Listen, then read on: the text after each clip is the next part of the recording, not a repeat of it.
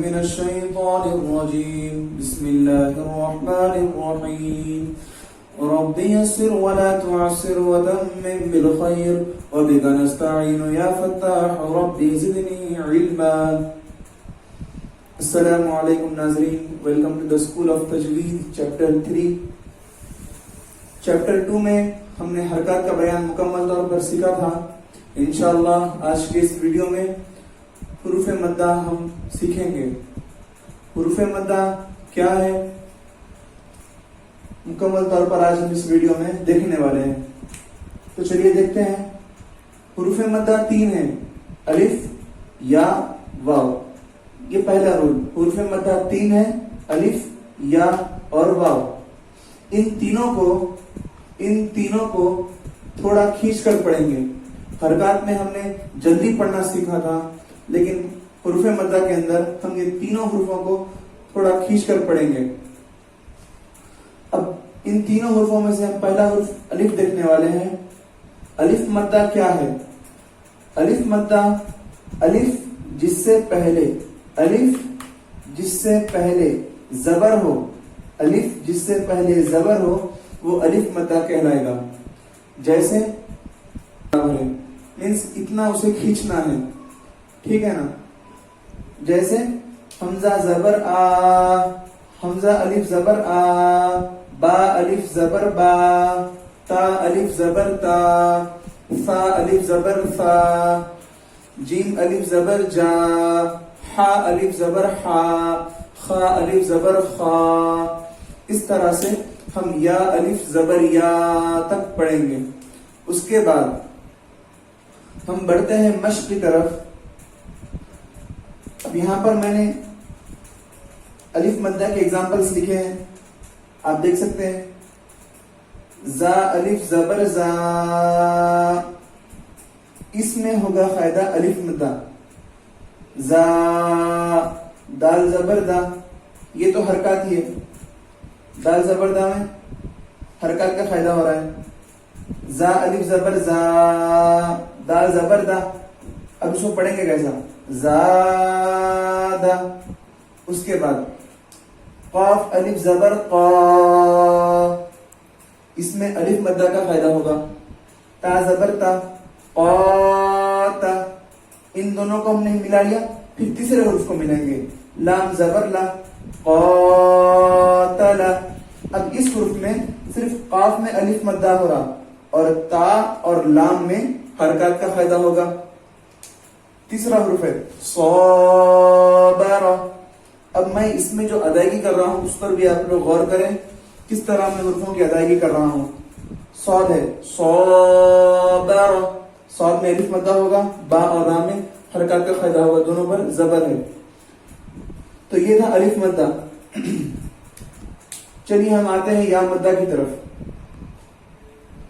ایک بات میں آپ کو یا مدہ سے پہلے بتا دوں کہ یہ جو میں نے یا کے اوپر ریڈ انک سے جو لکھا ہے اسے کہتے ہیں جزم. یہ ہوگا جزم، اسے ہم جزم کہیں گے. اب یا مدہ کا فائدہ یہ ہے کہ یا پر جزم ہو، یا پر جزم ہو اور اس سے پہلے کی حرف کے نیچے زیر ہو. یا پر جزم ہو، یا پر جزم ہو اور اس کے پچھلے حرف کے نیچے زیر ہو، تبھی یا مدہ ہوگا. تبھی یا مدہ ہوگا. میں پھر سے کہہ رہا ہوں، یا پر جزم ہو اور اس کے پچھلے حرف کے نیچے زیر ہو تو یا مدہ ہوگا. الف مدہ میں ہم نے دیکھا تھا الف سے پہلے زبر ہو تو الف مدہ ہوگا. یا مدہ میں ہم نے دیکھے کہ یا پر جزم ہو اور اس سے پچھلے حرف کے نیچے زیر ہو تبھی یا مدہ ہوگا. جیسے حمزہ یا زیر ای، حمزہ یا زیر ای، اسے بھی 1 سے 2 الف کی مقدار کھینچنا ہے. با یا زیر بی، تا یا زیر تی، سا یا زیر فی، جیم یا زیر جی، حا یا زیر حی، خا یا زیر خی. اس طرح ہم یا زیر ی تک پڑھیں گے. اب الف یا مدہ ہو چکا. اب میں یا مدہ کی مشق آپ کو بتاؤں گا. دیکھیے پہلا حرف یہاں پر میں نے لکھا دینی.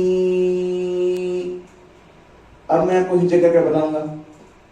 یا ساکن, یا پر جزم ہے تو یا ساکن, یا پر جزم ہے اور اس سے پچھلے حرف کے نیچے زیر ہے تو یہاں پر یا مدہ ہوگا.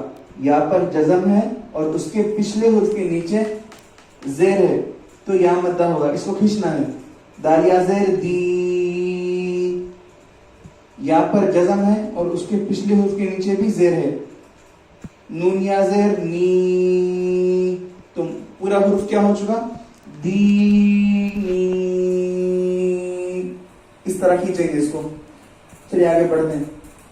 فا یا زیر فی, یہاں پر بھی یا مدہ ہوگا لیکن ہا کے نیچے زیر ہے. ہا زیر ہی, تو پورا ورڈ کیا بن گیا؟ فی ہی. فا کو کھینچنا ہے اور ہا کو جلدی پڑھنا ہے. ہا میں حرکات کا فائدہ ہے. چلیے عبادی میں آتے ہیں. عین زیر عی حرکات ہے. با الف زبر با, با میں الف مدہ کا فائدہ ہوگا. الف سے پہلے زبر ہے. کیا ہو گیا یہ؟ عبا.